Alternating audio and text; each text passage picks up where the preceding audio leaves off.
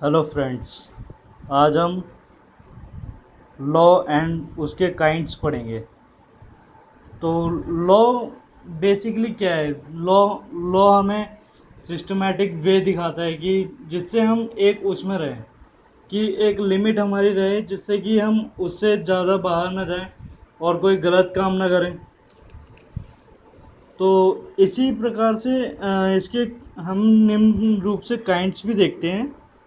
तो इसके काइंड्स में आते हैं general of law, special of law, special laws, imperative law, physical and scientific law, natural law, conventional law, customary law, practical and technical law, international law, civil law, constitutional law, administrative law and criminal law.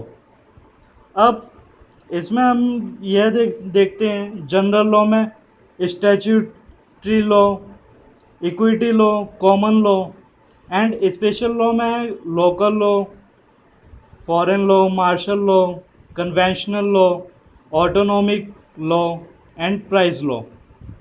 General law आज हम दो आज हम दो ही kinds पढ़ेंगे, बाकी के next part में पढ़ेंगे अपने। जनरल लॉ में स्टैट्यूट लॉ भी ये है कि हमें यूनिफॉर्म करता है। जैसे सिविल कोड हो गया, आईपीसी इंडियन पीनल कोड हो गया, एंड क्रिमिनल लॉ हो गया, क्रिमिनल कोड। तो और इक्विटी लॉ और कॉमन लॉ। इक्विटी लॉ में ये है कि आपको सब कुछ इक्विटी लॉ को हम एक तरह से नेचुरल जस्टिस भी कह सकते हैं। जैसे कि गॉड के द्वारा कोई भी, या बारिश वगैरह करना, तूफान, इस प्रकार से थोड़ा नेचुरल जस्टिस में आता है इक्विटी लॉ।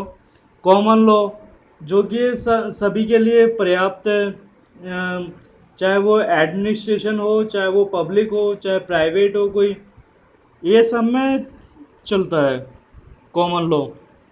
स्पेशल लॉ में लोकल लॉज, जो कि तुम्हारे कोई सोसाइटी वगैरह में बनाए जाते हैं या किसी एरिया वाइज होते हैं, ये लोकल लॉज होते हैं। फॉरेन लॉज हो गए तुम्हारे, जो कि हम कोई भी बिजनेस करते हैं बाहर से, बाहर के कंट्री से, तो इसमें हम अलग लॉज अपनाते हैं।